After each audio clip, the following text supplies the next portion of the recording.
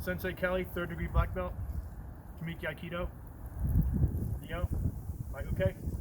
We're going to demonstrate pinning someone to the ground using non-lethal force. So no strikes to the neck, no chokes, just a submission, pain compliant submission. And a hold down, Ose Komiwaza. So, Jose grabs my lapel. I can hit him in solar plexus, distract him. Then I can go underneath, come up, roll his elbow, take him down to the ground.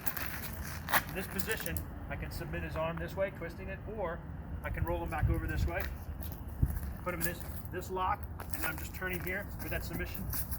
He's gonna pat my leg when he knows there's too much torque in his shoulder.